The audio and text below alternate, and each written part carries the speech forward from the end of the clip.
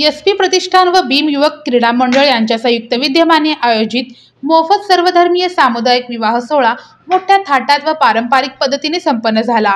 रविवार दिनांक 29 डिसेंबर 2024 रोजी सायंकाळी मड्डी वस्ती बुद्धविहार येथील प्रांगणात मंगलमय वातावरणात पार पडला। याचे कुशल नियोजन संस्थेचे संस्थापक अध्यक्ष समीर पानगळे यांनी केले होते। या प्रसंगी माजी महापौर महेश कोटे, माजी पालिका सभागृह नेता सुरेश पाटील, समाजसेवक बिज्जू प्रधाने, डॉक्टर सोनाली गोंगडे, आरपीआयचे नेते तथा संस्थेचे मार्गदर्शक सिद्धेश्वर पांडगळे, समाजसेवक बाबूराव जमादार, राजकुमार पाटील, समाजसेवक श्रीनिवास बंदगी, भाजपचे प्रदेश सरचिटणीस संताजी पाटील चालुक्य, माजी नगरसेवक आनंद चंदन शिवे, संजीव सदाफुले, शशिकांत कांबळे, अंबादास नडगिरी, दीपक बनसोडे, डॉक्टर तुषार रॉय, डॉक्टर नितीन जाधव आदी मान्यवर उपस्थित होते। या विवाह सोहळ्यात सर्वधर्मीयांच्या पारंपरिक रीतिरिवाजाप्रमाणे धर्मगुरूंच्या उपस्थितीत अक्षता सोहळा पार पडला।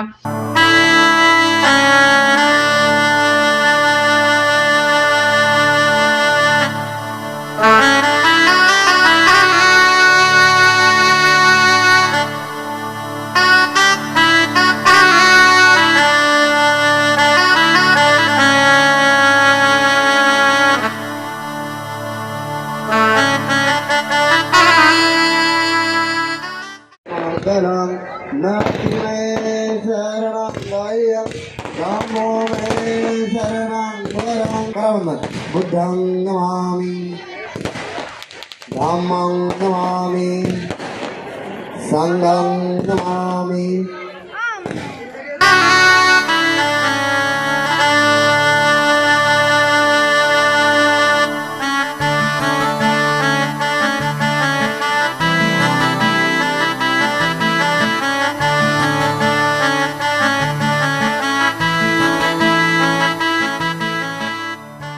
यंदा मोफत सर्वधर्मीय सामुदायिक विवाह सोहळ्याचे 7वे वर्ष होते। आजच्या महागाईच्या काळात मोफत सामुदायिक विवाह सोहळ्यासारख्या उपक्रमाची गरज आहे, अशी प्रतिक्रिया डॉक्टर सोनाली गोंगडे यांनी दिली। भीम युवक क्रीडा संस्थेच्या वतीने आजचा जो काही सामुदायिक विवाह सोहळा आयोजित केला होता, संस्थापक समीर भैया पानगळे यांच्या उत्तम संकल्पनेतून आजचा सर्वधर्मीय विवाह सोहळा पार पडला आणि खरोखर अशा स्तुत्य कार्यक्रमाला आपण सर्वांनी आशीर्वाद द्यावा। असे कार्यक्रम सामाजिक उपक्रमातून घडावे अशीच ईश्वरचरणी प्रार्थना आणि खूप खूप शुभेच्छा। वधूवरांना विवाह सोहळ्याप्रसंगी संसार उपयोगी साहित्य देऊन त्यांचा यथोचित सन्मान करण्यात आला।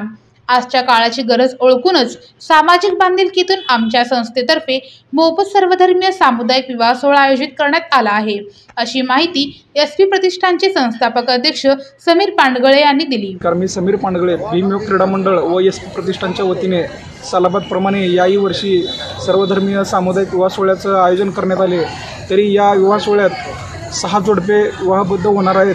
तरी या जोडप्यांना संस्थेच्या वतीने मणिमंगळसूत्र, जोडवे, कपडे, राजाराणी कपाट, संसारोपयोगी साहित्य इत्यादी भेटवस्तू संस्थेच्या वतीने सर्व जोडप्यांना देण्यात येणार आहे व तसेच वराडी मंडळासाठी उत्तम अशी भोजनाची व्यवस्था देखील संस्थेच्या मार्फत करण्यात आलेली आहे। आतापर्यंत 55 ते 60 विवाह संस्थेच्या माध्यमातून लावण्यात आलेली आहे। या विवाह सोहळ्यास उत्स्फूर्त प्रतिसाद मिळाला। हा उपक्रम यशस्वी करण्याकरिता संस्थेच्या पदाधिकारी यांनी मोलाचे योगदान दिले।